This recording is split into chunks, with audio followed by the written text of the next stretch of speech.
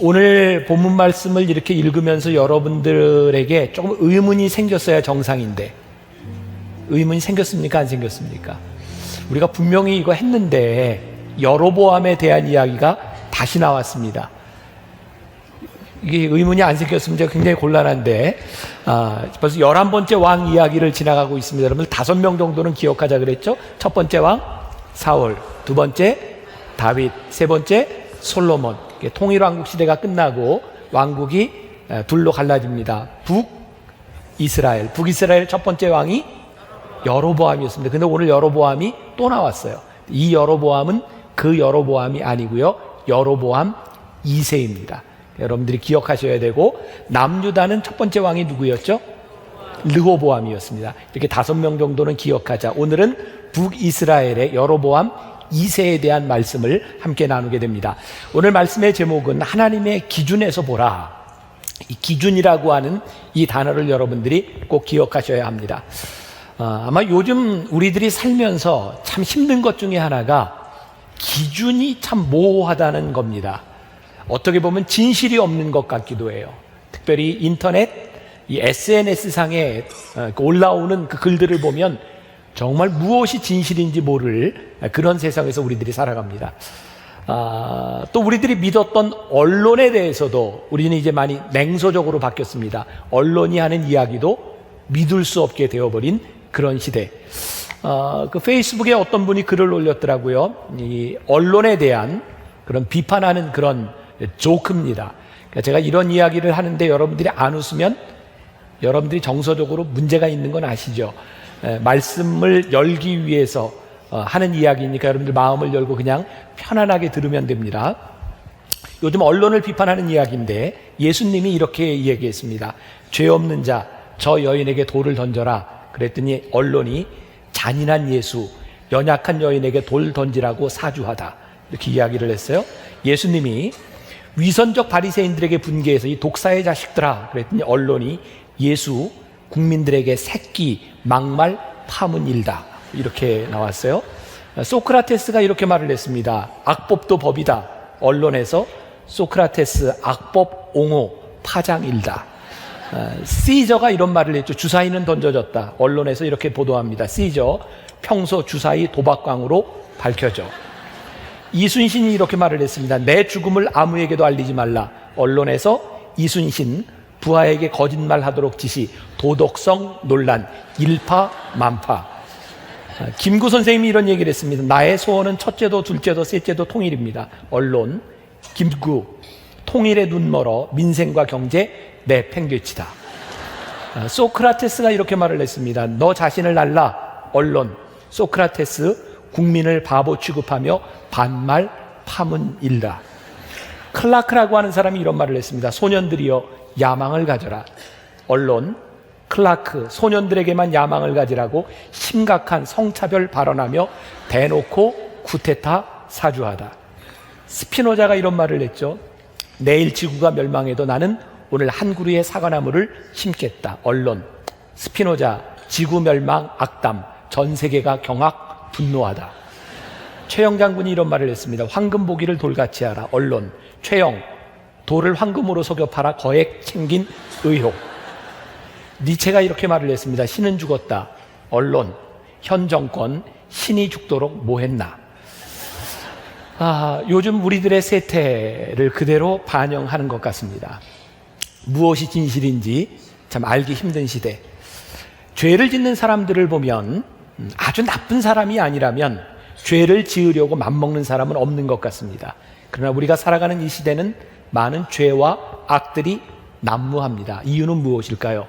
저는 기준에 대한 문제라고 생각을 합니다. 악을 행하려고 하는 의도가 아니라 내 속에 있는 기준이 잘못될 때 그것이 악과 죄로 드러나는 일들입니다. 예수님께서 이 땅 위에 3년 공생애를 사실 때 예수님을 늘 따라다니며 비난했던 자들이 있습니다.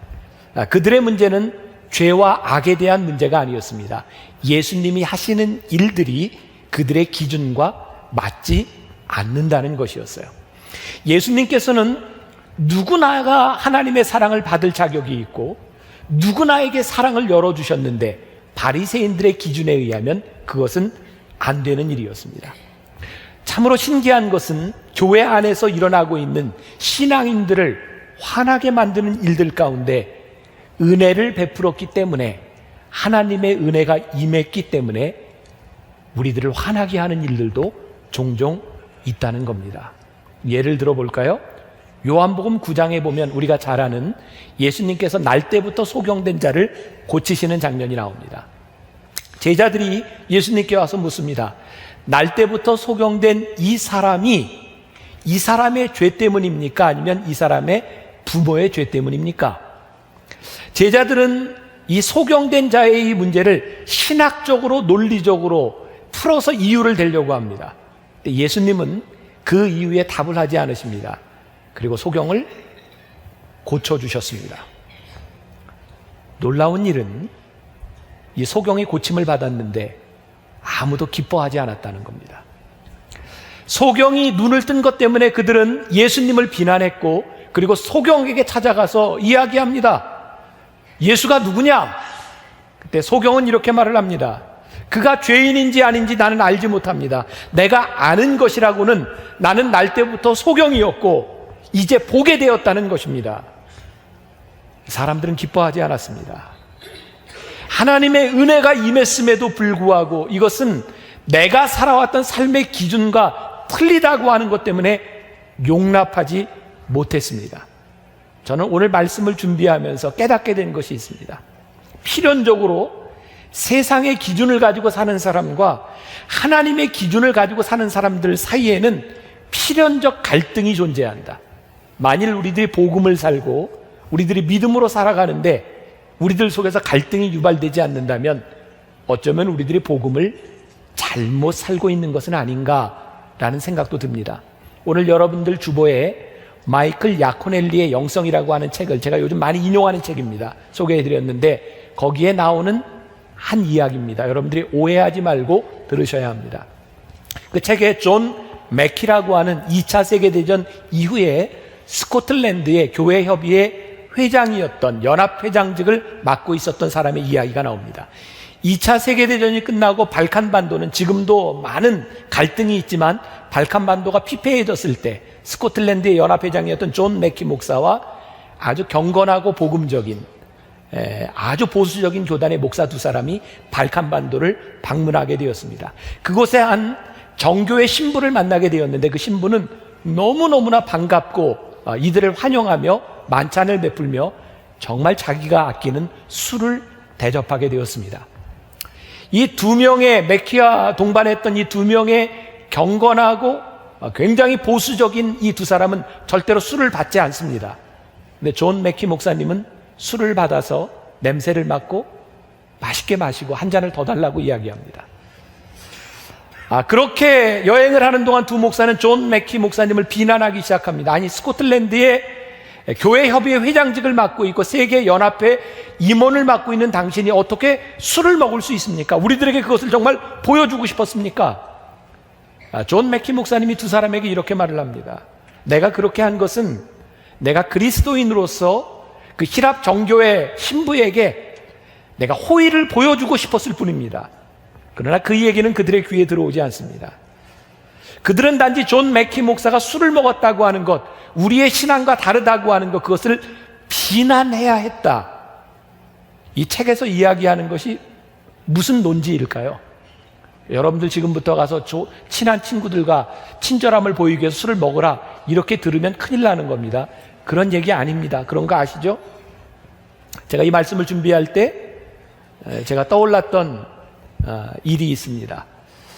제가 군목으로 군종장교 후보생으로 훈련을 받을 때, 제가 훈련 받을 때 같은 동료들은 신부님, 스님, 목사님 같은 세 부류의 사람들이 같이 내무반을 쓰면서 훈련을 받았습니다. 반 이상은 이미 군대를 갔다 온 분들이 군종장교로 다시 오는 경우였어요. 그래서 훈련을 받는데 열심히지 않았고 어떻게 하면 훈련을 빠질까? 그게 군종장교 훈련 받는 것의 특색입니다. 훈련 중에 각계전투 훈련을 받게 되었는데 각계전투 훈련장에 가서 여러분들 뭐 보셨을 거예요. 여자분들도 방송을 통해서 뭐 낮은 포복, 높은 포복 이렇게 막 철망을 기어가고 하는 것.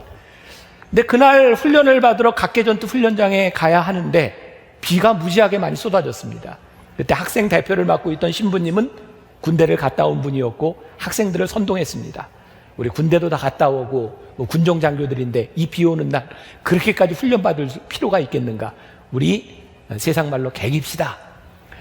근데 다 찬성했습니다. 훈련 안 받자고 하는데 싫어할 사람이 누가 있겠습니까? 그래서 우리 비 와서 훈련 못 합니다. 그러니 학생대장이 와서 이러시면 안 됩니다.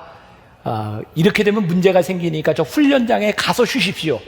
설득을 해서 저희가 훈련장에 다 갔습니다. 근데 기적같이 훈련장에 도착하자마자 비가 딱 그쳤습니다. 훈련을 받아야 되는 상황입니다. 그런데 우리가 이미 훈련을 안 받기로 결심을 하고 났는데 그 대장, 그 신부님이 우리를 또 설득합니다. 비는 그쳤지만 땅은 젖었는데 우리 땅에서 포복하고 하면 다 젖고 또 감기도 들고 할지 모를 일 아니 우리 끝까지 개깁시다. 다 찬성을 했습니다. 우리 못합니다. 그랬더니 훈육 대장이 와서 또 이야기합니다. 쉬는 건 좋은데 여기 이렇게 모여서 쉬면 문제가 되니까 흩어져서 쉬십시오. 그래서 10명씩 이제 분대 단위로 이제 흩어졌습니다. 훈련을 받는데 장교들 훈련을 받을 때 그 훈련을 시키는 그 조교들은 후보생들에게 존댓말을 쓰게 되어 있습니다.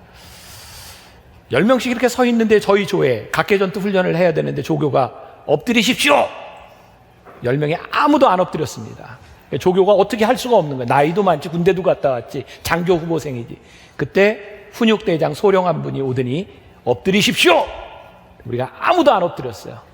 그런데 한 사람을 딱 찝더라고요. 31번 후보생 엎드리세요! 그 31번이 저였습니다. 31번! 김병삼 후보생! 모든 사람이 저를 쳐다보고 있는 겁니다. 제가 엎드리면 훈련을 다 받는 거고 제가 끝까지 버티면 훈련을 안 받는 겁니다. 제가 버텼겠습니까? 엎드렸겠습니까? 끝까지 버텼습니다. 그래서 훈련을 안 받았어요. 주일이 되었어요. 교회를 들어가는데 주보를 나눠주고 있는 한 분이 바로 그 훈육대장이었습니다. 예배를 드리는 동안 예배가 되지 않았어요. 하나님, 저 사람이 훈련을 안 받으려고 버티는 이 목사의 모습을 바라보며 은혜가 되겠습니까? 제가 그때 예배를 드리면서 그런 결심을 했어요. 하나님, 저로 인해서 예배를 드리는 저 사람이 예배에 방해가 되지 않도록 제가 목사처럼 훈련받겠습니다. 제가 훈련을 그 이후에 마칠 때까지 정말 열심히 받았던 기억이 납니다. 같이 훈련을 받던 여러 교단 목사님 중에 특별히 아주 보수적인 교단의 목사님이 있습니다. 그 목사님들은 조금이라도 목회자의 권위에 침해를 당하거나 문제가 생길 때 너무 많이 흥분하고 화를 내고 때로는 욕을 하기도 했습니다. 이건 우리의 권위가 침해될 수 없다는 겁니다. 근데 제 눈에는 목회자의 권위를 지키는 것보다 그것 때문에 화내는 모습을 바라보며 상처받는 사람들의 모습이 보였어요. 제가 깨닫게 된 것이 있습니다. 내 것을 지키는 것, 내가 옳다는 것, 나의 기준보다 더 중요한 것이 있다. 우리는 나의 기준 때문에, 내 생각 때문에 하나님의 은혜를 놓치고 하나님의 은혜를 버리고 살아갈 때가 참 많이 있다.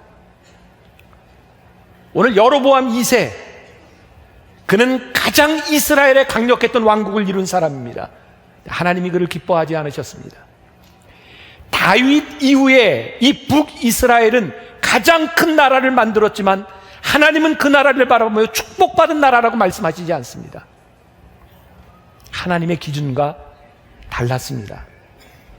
오늘 본문 27절 말씀해 보니까 여호와께서 또 이스라엘의 이름을 천하에서 없게 하겠다고 아니하셨으므로 요아스의 아들 여로보암의 손에서 구원하심이었더라. 메시지 성경에 보면 좀 더 명확하게 표현이 됩니다. 하지만 하나님께서는 아직 이스라엘의 이름을 역사에서 지우실 마음이 없으셨다. 그래서 여호와스의 아들 여로보암을 사용하여 그들을 구원하셨다. 아주 흥미롭죠? 오늘 성경에 보니까 이 여로보암은 우상 숭배를 하고 하나님 마음에 합하지 않은 사람이었음에도 불구하고 하나님은 역사 가운데서 악인도 사용하십니다. 여러분, 이스라엘이 번성했다고 하는 것을 착각하지 마십시오. 그것은 하나님이 축복이라고 말씀하시는 것이 아니라 아직 하나님이 심판을 유보했다라고 말씀하고 있습니다. 우리들에게 중요한 것은 나의 기준이 아니라 하나님의 평가가 어떠하냐의 문제입니다. 오늘 본문이 23절 이렇게 시작합니다. 유다의 왕 요아스의 아들 아마샤 제15년에 이스라엘의 왕 요아스의 아들 여로보암이 사마리아에서 왕이 되어 41년간 다스렸으며, 25절에 보면 그가 어떻게 다스렸는가? 여로보암이 이스라엘 영토를 회복하되 하맛 어귀에서부터 아라바 바다까지 하였으니, 여러분들 명칭이 생소하지만 이렇게 생각하시면 됩니다.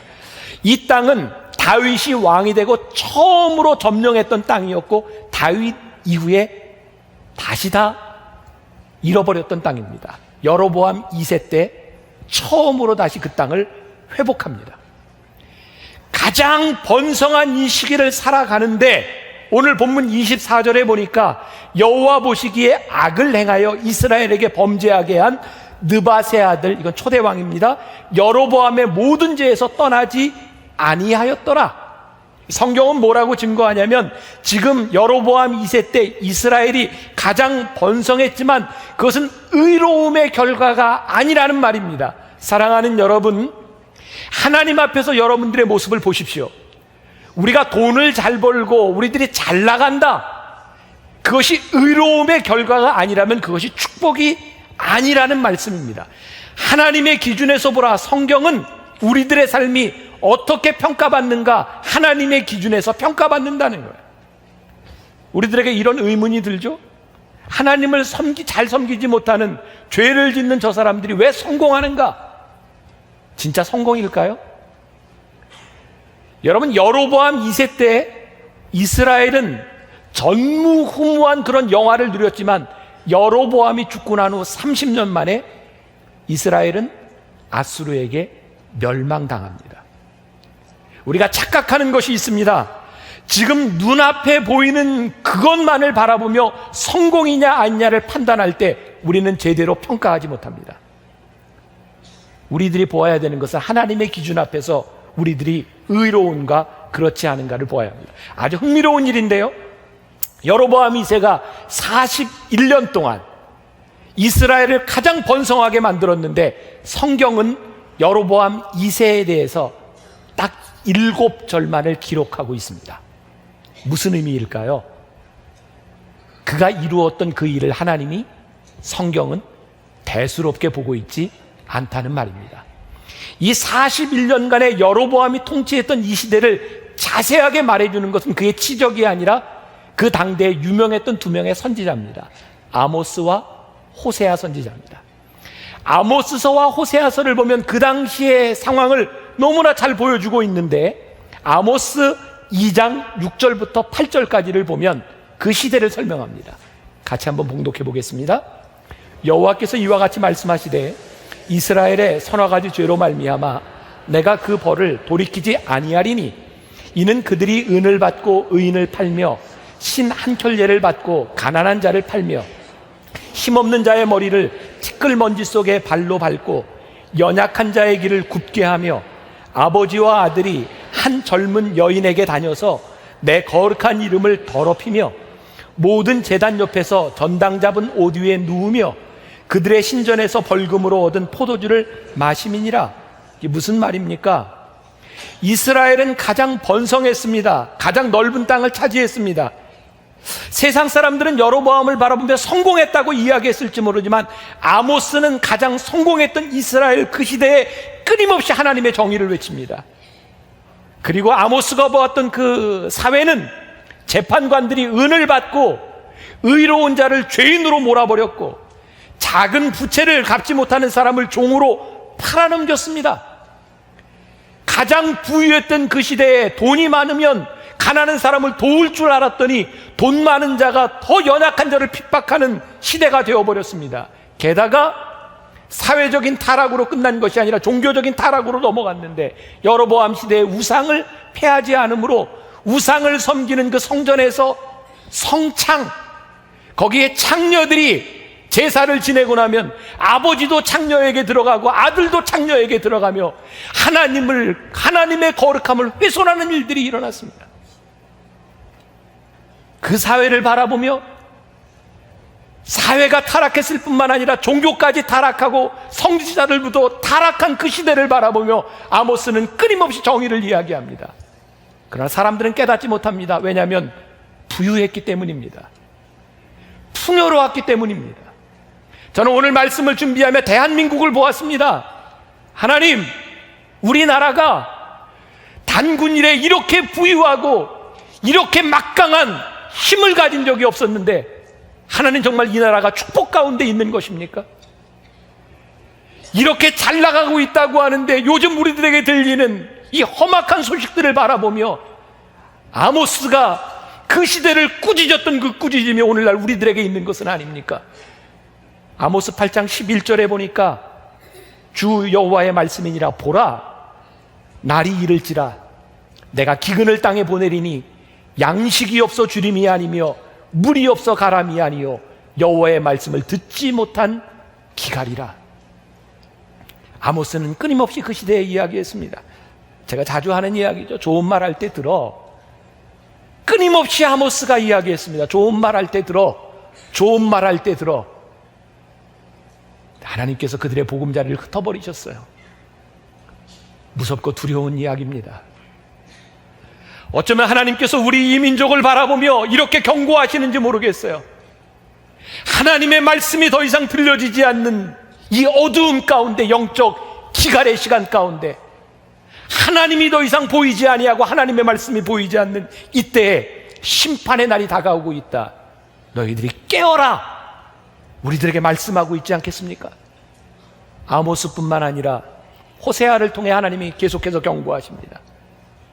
호세아 선지자를 아시죠? 호세아는 사랑의 선지자입니다. 하나님께서 호세아에게 정말 무리한 일을 이야기하세요. 음탕한 여인 고멜을 네 아내로 맞아라. 영적으로 간음하며 하나님을 떠났던 그 이스라엘을 버리지 못하시는 하나님의 마음을 깨닫게 하시려고 호세아에게 음탕한 아내 고멜을 맞으라고 이야기합니다. 결혼을 했습니다. 근데 고멜이 밖에 나가 아이를 낳아옵니다. 이스라엘 로암미. 호세아의 아이가 아니라 남편을 떠나 불륜을 저지르고 낳아온 아이들을 또 받아들이라고 말씀합니다.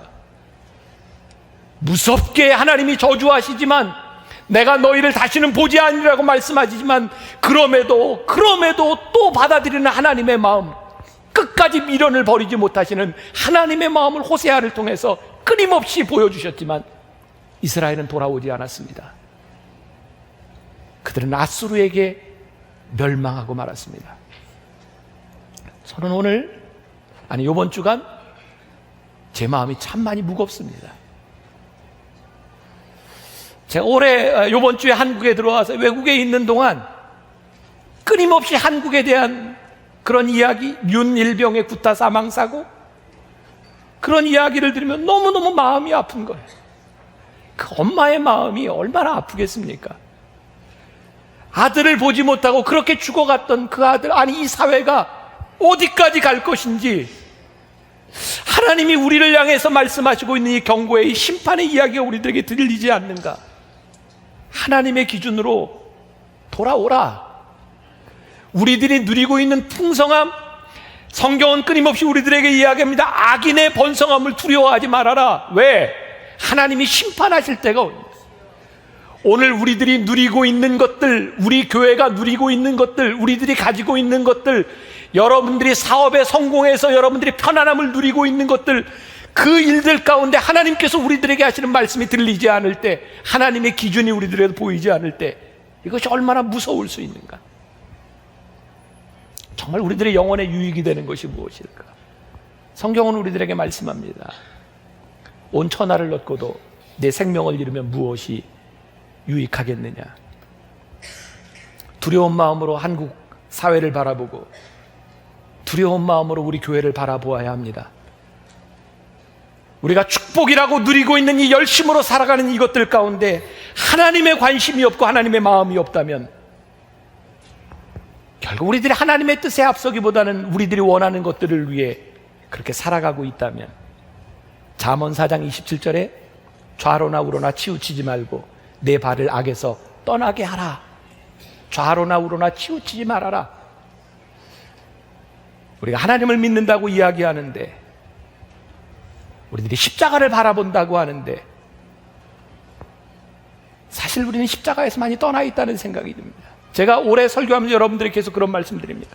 여러분들을 질책하는 말이 아니라 저 스스로의 반성에서부터, 제 스스로의 너무나 가슴 아프고 제가 너무나 부담스러운 그 가운데서 여러분들에게 말씀을 올해 계속 전하고 있어요. 이번 주에도 유명한 교회 하나에 또 문제가 생겼어요. 너무너무 마음이 아프고 두려운 거예요. 하나님,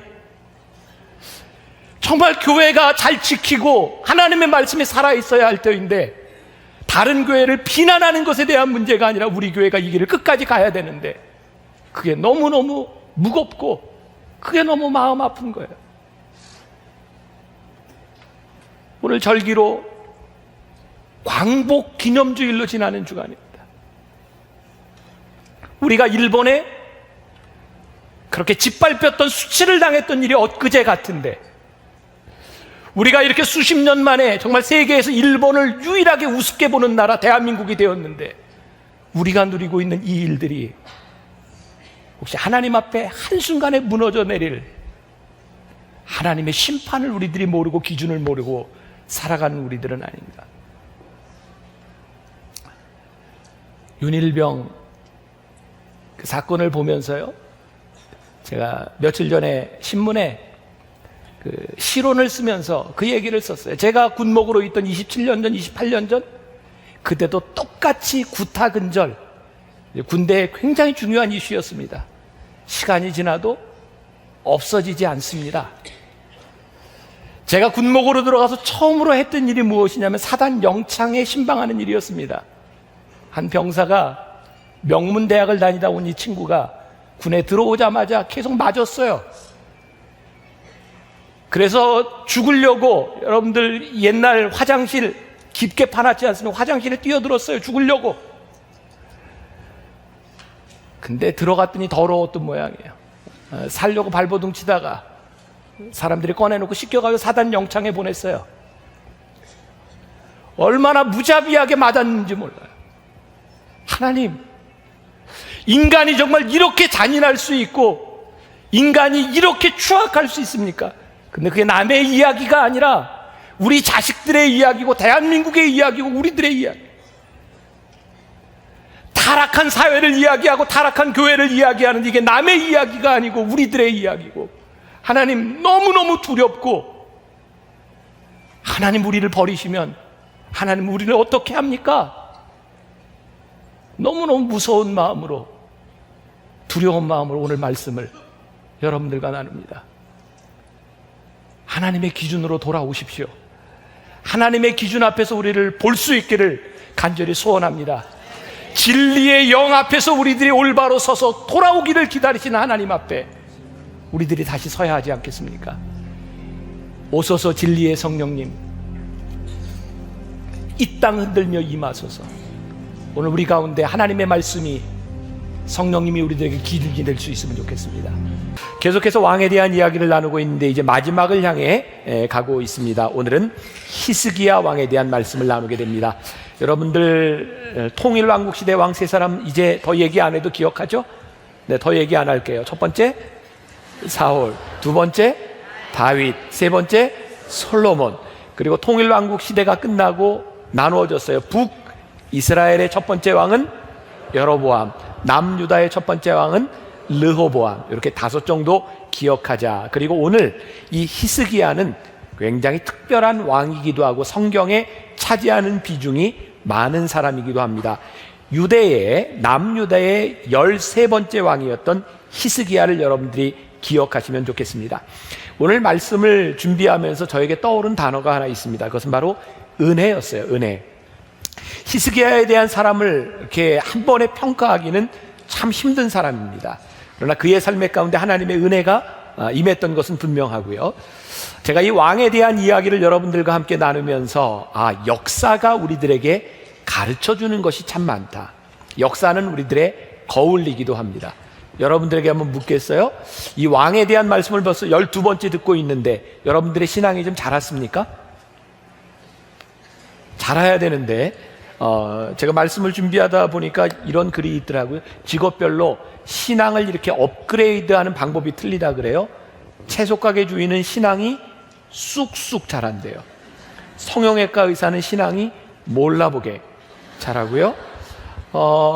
이 구두 닦는 사람은 신앙이 이렇게 반짝 이렇게 오른다 그러네요. 목욕탕 주인은 좀 때를 기다리며 이렇게 신앙이, 아무튼 뭐 여러 가지가 직업별로 많이 나와 있는, 뭐 자동차 세일즈면은 뭐 차차 뭐 이렇게 하기도 하고, 제가 중요한 건 여러분들이 신앙이 좀 자랐으면 좋겠다. 여러분들의 삶에서, 여러분들이 처한 곳에서 이 말씀을 여러분들이 들음으로 인하여 여러분들이 신앙이 자란다는 게 얼마나 중요한 일인가. 이 히스기야를 보면 세 가지 중요한 사건이 있었던 것 같아요. 첫 번째, 히스기야의 삶에 가장 충격적인 일은 그가 살아생전에 그의 통치 시절에 애증 관계에 있었던 북이스라엘. 여러분들 북이스라엘과 남유다, 여러분 북한과 남한을 생각하면 좋을 것 같아요. 우리들이 북한하고 이렇게 등지고 있지만 북한이 다른 나라하고 운동 경기를 하면 누구를 응원해요? 북한을 응원 안 하세요? 북한이 우리들과 적대적인 관계에 있어도 우리의 민족입니다. 이 남유다와 북이스라엘이 그런 관계였던 것 같아요. 그런데 이 히스기야의 왕 때 북이스라엘이 아수르에게 멸망당합니다. 북이스라엘이 사라져버려요. 그것을 보았던 이 히스기야에게 어떤 마음이 들었을까요? 지금까지 우리가 계속 보았지만 우상 숭배하는 그 북이스라엘에 대해서 하나님께서 끊임없이 경고하셨는데 그 경고를 받아들이지 못했던 그 북이스라엘이 멸망하는 것을 보았던 히스기야는 깜짝 놀랐을 겁니다. 히스기야는 제일 처음으로 그 멸망을 바라보며 종교 개혁을 시작합니다. 성전을 수리하고 우상의 단을 제거하고 성전의 제사를 회복하고 백성들에게 감사 제물을 드리게 하고 첫 열매를 드리게 하고 11조를 드리도록 하고 유월절을 회복하고 종교 개혁이 일어납니다. 그 결과가 역대하 30장 26절부터 27절까지에 나와 있습니다. 같이 한번 볼까요? 어떤 일이 일어났는지. 예루살렘에 큰 기쁨이 있었으니 이스라엘 왕 다윗의 아들 솔로몬 때로부터 이러한 기쁨이 예루살렘에 없었더라. 그때 제사장들과 레위 사람들이 일어나서 백성을 위하여 축복하였으니 그 소리가 하늘에 들리고 그 기도가 여호와의 거룩한 처소 하늘에 이르렀더라. 지금 히스기야와 그 시대가 누리고 있는 일이 어떤 일이냐면 다윗의 아들 솔로몬 때로부터 이러한 기쁨이 없었대요. 그러니까 남유다의 최고의 전성기를 다시 한번 맞이하게 된 겁니다. 하나님이 회복시켜 주셨어요. 두 번째, 히스기야가 겪은 중요한 사건 중에 하나가 아수르와의 전쟁입니다. 북이스라엘이 아수르에게 멸망하고 난 다음에 히스기야가 그 일로 인하여 종교 개혁을 일으키고 유다가 번성하여지니까 누가 제일 불안했을까요? 옆에 있는 강대국 아수르였습니다. 아수르가 유다를 침공합니다. 산헤립이라고 하는 왕과 함께 그 이스라엘을, 그 유다를 침공하게 되는데 히스기야가 두려워집니다. 참 신기하죠. 종교 개혁을 하고 이런 기쁨을 체험한 사람이었음에도 불구하고 외적이 침입하니까 두려웠던 겁니다. 여러분, 아무리 여러분들 신앙생활을 열심히 하고 하나님을 믿고 기도해도 두려운 일들이 여러분들에게 옵니다. 우리가 정말 착각하지 말아야 될 것이 있어요. 여러분들이 신앙생활을 잘한다고 여러분들이 슈퍼맨이 되지 않습니다. 우리는 아무리 신앙생활을 잘해도 연약하고 우리들에게는 수없이 많은 문제들이 옵니다. 그럼 신앙은 무엇인가? 두려움이 찾아왔을 때 어떻게 두려움을 이기느냐가 신앙인지 아닌지를 보여줄 뿐입니다. 히스기야가 신앙인이었음에도 불구하고 그에게 두려움이 찾아왔고 그는 그 두려움 가운데서 어떻게 하면 아수르 군대가 물러가겠습니까? 이것을 하나님께 묻지 않고 산헤립 아수르 왕에게 묻습니다. 그랬더니 아수르 왕이 뭐라고 얘기하냐면 은 300달란트와 금 30달란트를 가져오라. 달란트는 무지무지하게 큰 액수고요. 이것을 산헤립에게 주기 위해서 히스기야는 여호와의 성전과 왕궁에 있는 모든 은과 금, 그것도 모자라서 왕궁과 성전 기둥에 있는 은과 금까지 다 긁어다 산헤립에게 바칩니다. 문제가 해결되지 않았습니다. 오히려 산헤립은 히스기야를 농락하고 유다를 조롱합니다. 근데 히스기야가 괜찮은 왕이었던 것은 이 조롱 가운데서 선지자 이사야가 지적하는 것을 받아들입니다. 여러분, 지도자가 자기의 부족함을 지적하는 것을 받아들이는 게 결코 쉽지 않습니다. 오히려 자기가 잘못을 알고 있는데도 누가 잘못을 지적하면 화가 납니다. 대부분의 사람들. 히스기야는 하나님 앞에 무릎 꿇고 기도합니다. 열왕기하 19장 35절, 우리가 오늘 읽은 20장 그 전에 19장 35절에 어떤 일이 일어나냐면, 이 밤에 여호와의 사자가 나와서 아수르 진영에서 군사 18만 5천 명을 친지라. 아침에 일찍이 일어나 보니 다 송장이 되었더라. 여러분, 이게 역사에 기록되어 있는데요, 어떤 성사학자들이 이렇게 이야기합니다. 아마 18만 5천 명이 한꺼번에 죽은 것은 전염병이 돌았을 것이다. 거기에 무슨 일이 일어났는지 우리는 모릅니다. 그러나 아침에 되었을 때 18만 5천 명의 병사들이 아수르 군대가 죽습니다.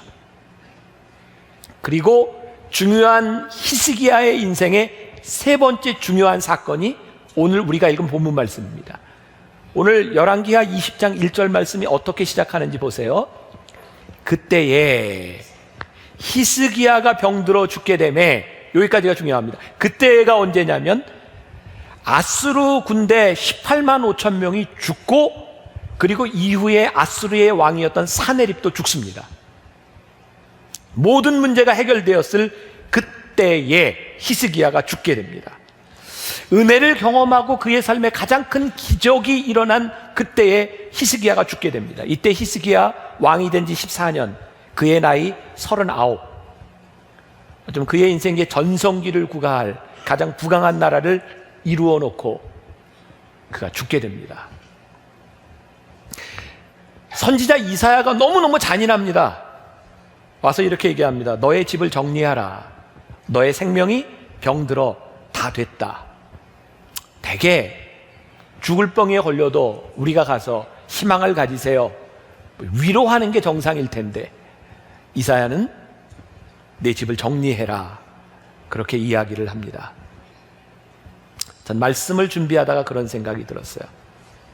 하나님이 우리들에게 끝이라 말씀하시면 아무도 우리는 반기를 들 자도 없고, 그게 우리 인생이구나. 여러분들이 아무리 신앙생활을 잘하고 축복을 받았어도 하나님이 오늘 우리를 부르시면 끝나는 것이 우리 인생입니다. 그게 사람입니다. 히스기야, 그가 아무리 훌륭한 사람이었을지라도 하나님께서 이제 끝이다 라고 말씀하셨습니다. 그런데 그의 인생이 끝으로 끝나지 않고 그의 인생이 그 마지막에서 하나님의 은혜를 경험합니다. 오늘 제가 말씀드리려고 한 중요한 포인트 중에 하나인데, 기억하, 이 히스기야를 보면서 저는 보편적인 은혜와 주관적인 은혜가 있다고 생각해요. 보편적인 은혜라고 하는 것은 무엇일까요? 히스기야가 죽게 되었을 때에 그에게 이야기했던 이사야의 이야기를 듣고 그가 하나님 앞에 기도합니다. 자, 여러분, 지금 12주를 오는 동안 정말 동일한 어떤 패턴이 있어요. 이스라엘과 유대의 왕들이 처음부터 나쁜 사람도 아니었고, 그들이 종교 개혁도 시도해보고, 그런데 그들은 또 타락하고 또 우상 숭배하고, 근데 그때마다 하나님이 그냥 두시지 않고 늘 경고하십니다. 그래서 몇 주 전에 제가 그런 말씀 드렸죠. 하나님이 우리를 경고하시면 우리를 심판하시기 위함이 아니라 경고 가운데는 우리를 향한 하나님의 사랑이 있다고. 히스기야가 죽게 되었을 때, 아니 혹시 여러분들의 삶에 마지막이 되었을 때, 심판의 때를 맞이했을 때 우리는 그곳에서 은혜를 봅니다. 어떤 은혜냐면 보편적 은혜를 봅니다. 모든 사람들에게, 의인과 선인에게 동일하게 하나님이 주시는 보편적인 은혜입니다. 내가 돌아오면 살 수 있어. 히스기야가 병들어 죽게 되었습니다. 하나님을 아무리 잘 믿어도 우리들에게 병은 찾아옵니다. 이것은 인간이 극복할 수 있는 것이 아닙니다. 여러분들이 기도하고 신유의 역사를 통해서 병이 나음을 받아도 또 병들어 죽습니다. 그게 우리의 인생입니다. 근데 그때마다 우리들의 삶에 하나님이 보편적인 우리 기회들을 우리들에게 주시는데, 문제는 그 보편적 은혜를 주관적 은혜로 체험하지 못하고 사는 사람도 있고, 그 보편적 은혜를 주관적 은혜로 체험하고 사는 사람도 있는 거죠. 히스기야는 그의 죽음의 위기 가운데서 이사야가 내가 죽게 되었다라고 이야기할 때, 보통 인간들의 선택이 되게 원망입니다. 히스기야는 원망을 선택하지 아니하고 하나님 앞에 무릎 꿇고 기도합니다. 히스기야가 중요한 것은 우리들이 신앙생활을 하면서 이 히스기야의 이야기가 많이 나오기 때문입니다. 오늘 본문 말씀 2절과 3절 우리가 잘 아는 이야기입니다. 같이 봉독합니다. 히스기야가 낯을 벽으로 향하고 여호와께 기도하여 이르되 여호와여 구하오니 내가 진실과 전심으로 주 앞에 행하며 주께서 보시기에 선하게 행한 것을 기억하옵소서 하고 히스기야가 심히 통곡하더라. 오늘 이 기도를 통해서 보편적 은혜가 주관적 은혜로 변하는 순간입니다. 혹시 여러분들은 그런 의문을 이렇게 안 가지시는지 모르겠지만 저는 말씀을 준비하며 묵상하다가 제가 이전에 어렸을 때부터 늘 들어왔던 히스기야의 이야기는 뭐냐면 하나님께서 히스기야의 눈물과 그의 통곡을 보시고 고쳐주셨다는 거예요. 우리는 거기에만 초점을 많이 맞췄던 것 같아요. 제 말씀을 준비하다가 여러 성경 버전을 보았어요. 이게 정말 이게 어떻게 된 건가? 그랬더니 동일하게 나오는 게 있어요. 하나님께서 히스기야의 기도를 들으셨고 listen, 그리고 그의 통곡을 보셨다. 영어로 observe라고 하는 말도 쓰고 있습니다. 근데 하나님이 들으신 게 뭔지 아세요? 그의 울음소리를 들으셨을 뿐만 아니라 뭘 들었냐면 히스기야의 기도를 들으셨어요. Listen to his prayer. 그의 기도를 들으셨다라고 되어 있는데 그가 뭐라고 기도하냐면 여호와여 내가 진실과 전심으로 주 앞에 행하며 주께서 보시기에 선하게 행한 것을 기억하옵소서. 히스기야의 기도를 바라보며 적어도 우리의 삶의 위기 가운데 하나님 앞에 이런 기도를 할 수 있는 것은 참 중요하겠다. 대부분의 많은 교회들이 주일 낮 예배 때가 되면 장로님들이 대표 기도를 하세요. 저희 교회는 대표 기도를 안 하고 성경 봉독을 하시는데 대표 기도를 하는 장로님들의 패턴이 있어요. 기도하는 패턴이. 일단은 이 세상 만물을 창조하시고 주관하시는 하나님으로 시작해서 우리들의 삶을 늘 회개하죠. 우리들이 지난 주간에도 벌레만도 못하게 살아왔는데 하나님 또 우리를 용서하여 주셔서 오늘 이 자리에 불러주심에 감사하며, 아무튼 이게 패턴이 있어요. 저는 그 기도를 들을 때마다 참 언제까지 우리는 벌레만도 못하게 살 것인가. 하여튼 매주 와서 벌레만도 못하게 산 것에 대한 회개를 해요. 언젠가 저에게 그런 생각이 들었었습니다. 하나님, 그런 기도 말고요, 내가 벌레처럼 살지 않기 위해서 이렇게 몸부림치다 여기 왔습니다. 그렇게 기도할 수 없을까? 기도는 두 종류가 있다. 하나는 패배자의 기도가 있고 하나는 투사의 기도가 있다. 근데 정말 많은 크리스찬들이 하나님 앞에 나올 때마다 맨날 패배자예요. 좀 우리가 하나님의 뜻대로 살아가려고 하는 믿음의 흔적을 가지고 이 상처를 가지고 싸우다 왔습니다.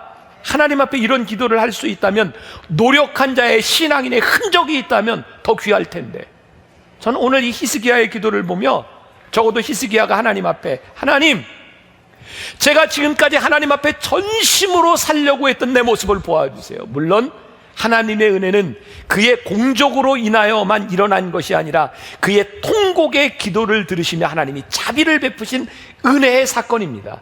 그러나 우리가 하나님 앞에 은혜로 나아가기 위하여 우리들의 수고를 이야기할 수 있다면 그 기도가 훨씬 더 훌륭한 기도가 되지 않겠는가. 저는 오늘 여기서 어떤 신학적인 논쟁을 하려고 하는 것이 아니고, 혹시 누군가 이 방송을 들으면서 저 목사 설교가 아니, 우리가 하나님의 은혜로 구원을 받지 우리들이 무슨 공적으로 뭐 이렇게 싸움을 건다면 저는 싸울 생각이 전혀, 이건 그런 의도가 아니에요. 하나님의 은혜로 구원을 받는다 할지라도 우리들에게 싸운 흔적에 대한 기도가 있어야 하지 않겠는가. 은혜로 나오는 자의 수고, 그것이 하나님의 마음을 움직일 수 있지 않겠는가. 지난주에도 여러분들에게 소개해드린 책이 있습니다. 마이클 야코넬리의 영성이라는 책인데, 그 책에 나오는 또 하나의 이야기를 여러분들에게 소개합니다. 2차 세계대전 당시에 프랑스 어느 시골 마을에 전투가 벌어졌습니다. 그 와중에 미국 군인이, 병사가 목숨을 잃습니다. 그의 동료들이 그의 시신을 전쟁터에다 방치할 수 없어 프랑스에 있는 그 지역에 있는 어떤 작은 공동묘지를 찾아갑니다. 교회에서, 성당에서 운영하고 있는 공동묘지였어요. 그 교회를 지키고 있는 신부님에게 이야기를 합니다. 신부님, 우리 친구를 지금 여기에 묻을 수 있겠습니까? 여기에 묘지에 좀 묻혔으면 좋겠습니다. 근데 신부님이 이렇게 얘기해요. 미안합니다. 이 공동묘지에는 같은 신앙을 가진 사람만이 들어올 수 있습니다. 그 병사를 여기에 묻어줄 수 없습니다. 친구들이 너무너무 실망했고요. 신부님은 이렇게 얘기합니다. 그렇지만 이 울타리 밖에 묻는 것은 괜찮습니다. 서운하지만 울타리 밖에 시신을 묻고 돌아갑니다. 그런데 그 다음 달이 되었을 때 갑자기 이제 그 전출 명령이 나고 사람들이 다 떠나가게 되는 상황에서 그 친구의 시신이 제대로 묻혔는지 보기 위해서 다시 그 공동묘지로 갑니다. 근데 그 시신이 보이지 않는 거예요. 신부님에게 찾아가서 묻습니다. 어제 밤이라서 그런지 우리들이 잘못 봐서 그런지 묘지가 어디 있는지 모르겠습니다. 그때 신부님이 이렇게 말을 합니다. 어젯밤 당신들이 떠나간 후에 내가 잠을 이룰 수 없었습니다. 그래서 오늘 아침 일찍 일어나 내가 울타리를 옮겨 놓았습니다. 이 마이클 야코넬리가 그 책에서 이런 말을 합니다. 예수님은 우리들의 삶의 울타리를 옮겨 놓는 것 이상의 일을 하셨습니다. 하나님께서 울타리를 옮겨 놓으신 그 위대한 일은 울타리 밖에라도 묘지를 묻었던 수고가 있었기 때문에 울타리가 넓혀집니다. 우리는 하나님의 은혜를 그냥 아무것도 아니라고 생각할 때가 참 많이 있는 것 같습니다. 그러나 은혜로 나아가는 여러분들의 수고가 하나님의 은혜의 울타리를 넓혀주는 것입니다. 우리가 하나님을 믿으면서 수고하지 않고 행하지 아니하고 실천하지 않으려고 하는 것은 하나님의 은혜를 우리들이 너무 잘 이해하지 못하는 것은 아닐까. 히스기야는 하나님의 은혜를 경험했습니다. 근데 그가 경험한 하나님의 은혜를 잃어버립니다. 히스기야는 어떻게 참 판단하기 힘든 사람 중에 하나이기도 합니다. 그가 응답을 받고 그의 생명이 15년이 연장됩니다. 여러분들 잘 아는 이야기죠. 해를 뒤로 옮겨서 하나님이 증표로 보여주십니다. 근데 그가 은혜를 잃었다고 하는 것은요, 제가 이제 여러분들에게 이 성경을 잘 이해하기 위해서 열왕기 상하, 역대기 상하를 좀 보라고 제가 말씀드리잖아요. 제가 다 이야기하지 못하는 굉장히 자세하게 나와 있는데 이 열왕기 하의 말씀이 역대 하에도 평행 본문으로 이렇게 같이 나오고 있어요. 근데 역대하가 조금 요약돼서 나와 있습니다. 역대하 32장 24절부터 26절까지 말씀. 그때 히스기야가 병들어 죽게 되었으므로 여호와께 기도하매 여호와께서 그에게 대답하시고 또 이적을 보이셨으나 이적이 뭐였죠? 해가 뒤로 물러가는 이적입니다. 히스기야가 마음이 교만하여 그 받은 은혜를 보답하지 아니하므로 진노가 그와 유다와 예루살렘에 내리게 되었더니 히스기야가 마음이 교만함을 뉘우치고 예루살렘 주민들도 그와 같이 하였으므로 여호와의 진노가 히스기야의 생전에는 그들에게 내리지 아니하지라. 여기 히스기야가 교만하여졌다고 하는 것을 어떻게 알 수 있는가? 당시 아수르가 북이스라엘을 침공했다 그랬죠? 아수르의 왕 사네립이 유다를 침공했다 그랬죠? 이제 유다는 나중에 바벨론이라고 하는 나라의 신바벨로니아에게 멸망합니다. 이 근동지방에 아수르도 있고 바벨론도 있습니다. 이 바벨론은 본래 천문에 능한 나라입니다. 근데 바벨론 왕인데 이름이 부로닥 발라단. 외울 생각을 하지 마세요. 아무튼 성경에 나오는 바벨론 왕 부로닥 발라단이 히스기야가 나음을 입었다는 이야기를 듣고 편지와 선물을 보냅니다. 우리가 여러 가지로 이제 추측할 수 있는 것이죠. 유다라고 하는 그 나라가 아수르와의 전쟁에서 어떻게 이겼는가? 아니 18만 5천 명이나 되는 그 당시의 최강대국 아수르와의 전쟁에서 이겼다고 하는 것도 놀라운 일이고 유다가 부유한 것도 놀라운 일이고 히스기야가 병이 나았는데 해가 뒤로 물러난 일들도 이 바벨론에는 굉장히 놀라운 사건이 되었던 것 같아요. 사람을 보냅니다. 지금 이제 히스기야는 하나님의 은혜를 입고 온갖 부와 명예를 다 누리고 있는 상태입니다. 제가 이렇게 표현할 수 있을 것 같아요. 졸부의 근성이 아니었을까. 그가 누리고 있는 그것들을 자랑하고 싶은 마음에 히스기야는 바벨론의 왕의 사자를 데리고 어디로 가냐면 자기 왕궁 곳간으로 갑니다. 그의 부를 자랑합니다. 이 교만이라고 하는 놈이요, 우리가 조금만 방심해도 우리 가운데 이렇게 찾아오는데, 여러분 이제 제가 설명이 좀 필요하겠죠. 우리들의 삶의 신앙의 공적, 우리들의 믿음의 삶이 필요합니다. 근데 우리들의 공적이 하나님의 은혜로 살아가는 것을 우리들이 잊어버리는 순간 공적이 교만이 됩니다. 이전에 히스기야는 하나님께 그가 살았던 믿음을 기억해달라고 기도합니다. 그것은 하나님 앞에 겸손입니다.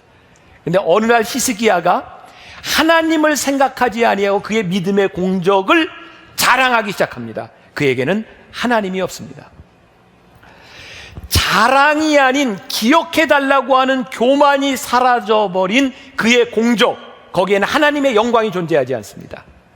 하나님의 속성을 우리들이 잘 알아야 합니다. 하나님의 성품을 잘 알아야 합니다. 하나님은 우리의 교만함을 가장 미워하시는 분이십니다.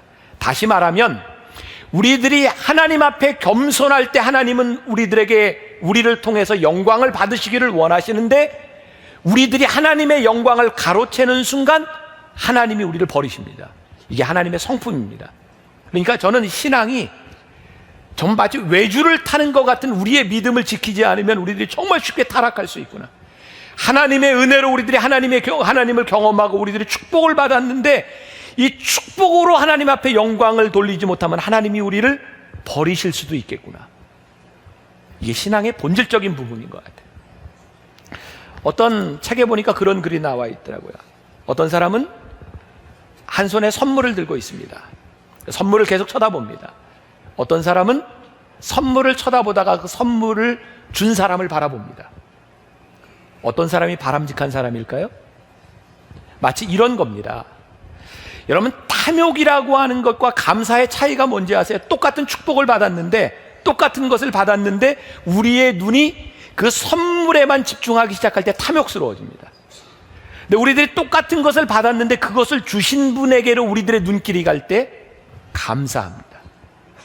오늘 히스기야의 문제가 무엇인가요? 하나님이 그를 축복해 주셨는데 그가 하나님의 얼굴을 바라보지 아니하고 그에게 주어진 축복에 집중합니다. 아니, 생각해 보세요. 바벨론의 왕이 사람을 보내서 뭘 알고 싶었을까요? 도대체 유다가 히스기야가 병이 났고 이렇게 부유한 이유가 무엇일까? 만일 히스기야가 이 모든 일을 행하신 분이 하나님이시고 하나님으로 인하여 이런 일이 일어났다고 하는 것을 고백했다면 어쩌면 유다는 멸망되지 않았을지도 몰라요. 바벨론 왕의 입장에서 히스기야가 자랑하는 것은 정말 보잘것없는 일이었습니다. 쉽게 유다는 바벨론의 먹잇감이 되어버립니다. 무엇을 우리들이 자랑할까요? 요즘 교황이 한국에 방문하는 것 때문에 참 많이 이렇게 떠들썩합니다. 특히 우리들에게 인상적인 것은 아주 작은 차 소울을 타고 산타페를 개조해서 무게차를 만들고 또 대전으로 내려가는데 KTX를 타고 내려갔다는 것 때문에 많은 사람들이 겸손하고 이런 교황에 대해서 많이 칭송합니다. 제가 KTX를 타고 가면 아무도 그런 얘기를 안 합니다. 근데 왜 교황이 KTX를 타면 겸손하다고 할까요? 그는 KTX를 안 탈 수도 있는 권력과 부를 가지고 있는 사람이기 때문입니다. 근데 그 사람이 자기가 가지고 있는 것을 드러내지 아니하고 낮아지니까 사람들이 관심을 가지기 시작합니다. 제가 혹시 지금 하는 이야기가 여러분들의 마음을 조금 바도하더라도 용서하세요. 전 그런 생각합니다. 정말 중요한 것은 교황이 누릴 수 있는 권위와 부를 가지고 그것을 누리지 않는 것 때문에 존경받는 것보다 더 중요한 건 지금 캐톨릭이 가지고 있는 교황 제도 자체가 하나님 앞에 내려놓아져야 하나님이 영광을 받으시겠다. 여러분, 캐톨릭에 대해서만 이야기하는 것이 아니라 오늘날 이 한국 교회를 바라보며 왜 하나님의 은혜가 떠나갔는가? 이유가 너무나 명백하게 이 히스기야의 왕을 통해서 우리들에게 드러나는 겁니다. 하나님이 한국 교회를 축복하셨습니다. 인류의 역사상 유례 없이 한국 교회는 너무너무 부흥했어요. 수십 년 만에 교인이 1000만을 넘어선 이런 유례가 없는 복음화의 민족, 유례가 없는 커다란 건물들로 하나님이 한국 교회를 세워주셨는데 한국 교회를 통해 하나님의 영광이 드러나지 않는 겁니다. 하나님이 하나님의 은혜를 거두실 수밖에 없는 거예요. 지난번 대통령이 장로였기 때문에 우리가 얼마나 좋아했어요. 장로를 통해서 드러난 것은 하나님의 영광이 아니라 고소영, 어디에도 하나님의 영광이 드러나지 않는 겁니다. 오늘 우리들에게 주는 정말 중요한 도전이 무엇입니까? 우리가 왜 수치를 당하고 있습니까? 하나님의 영광을 자랑하지 않기 때문에 우리들이 수치를 당하게 되었다는 것. 여러분들이 수치를 당하고 있다면 다시 하나님의 잃어버린 은혜를 되찾아야 될 것이고, 지금 여러분들이 하나님의 은혜로 인하여 여러분들이 축복을 누리고 있다고 하면 내가 누리는 곳에서 하나님의 영광이 드러나도록 우리들이 하나님 앞에 서지 않으면 하나님께서 그것을 가져가실지도 모릅니다. 자, 여러분들 협박하는 거 아니에요? 저는 이 왕의 이야기를 들으며 무섭습니다. 두렵습니다. 하나님, 만나 교회가 그래도 한국의 대표적인 교회로 성장했기 때문에 더 두려운 겁니다. 하나님, 우리가 자랑하는 것이 교회가 되지 않고 이곳에 살아계신 하나님이 우리 교회를 통해 드러날 수 있도록, 하나님이 영광을 받으실 수 있도록 끝까지 이 교회를 지키게 하여 주옵소서. 제가 더 두려운 건, 저도 제 나이에 이 정도 교회를 목회한다고 하는 것 때문에 여러분들의 영적인 리더인 제가 저를 통해 하나님의 영광이 드러나야 될 터인데 다른 것들이 드러나고 하나님께서 하나님의 영광을 거두어 가시면 어떡하나, 이것이 너무너무나 두려운 일이고, 여러분들이 이 만나교회에서 신앙생활을 하면서 하나님께서 주신 하나님의 은혜와 축복이 여러분들의 자랑을 통하여 가리워질 때 하나님이 그 은혜를 거두어 가시면 어떡하나.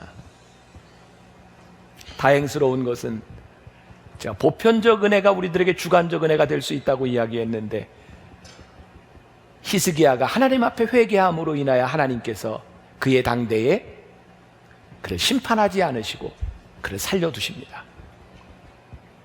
오늘 여러분들과 함께 우리들이 그런 기도와 믿음의 고백이 필요할 것이라는 생각해요. 지난주에 우리들 불렀던 찬양입니다. 오소서 진리의 성령님, 하늘을 가르고 임하소서. 오늘 진리의 영이 하늘을 가르고 우리들에게 임하신 성령님 앞에서 우리들의 교만함 하나님 무너져 내리게 하시고, 하나님 우리들에게 주신 축복으로 인하여 가리워진 하나님의 영광이 있다면 다시 하나님의 영광을 드러내는 하나님의 백성들이 되게 하여 주옵소서. 이 나라와 이 민족을 위해 하나님의 영광이 드러나고, 대한민국의 역사를 바라보며 무릎 꿇어 기도하던 사람들이 아니면 설명되지 않는 이 민족의 역사가 왜 교회가 이렇게 수치스러워지고 하나님이 영광을 받으시지 못할까? 저는 회복되리라고 믿습니다. 왜? 하나님께서 돌이키는 자를 버리지 아니하신 것을 우리는 역사의 거울을 통해서 보기 때문입니다. 히스기야를 통해서 보기 때문입니다. 다시 한번 우리를 통해 하나님의 영광이 드러나도록 진리의 성령님 앞에 우리의 모습을 내어놓고 기도할 수 있는 여러분들이 되시기를 주님의 이름으로 간절히 축원합니다.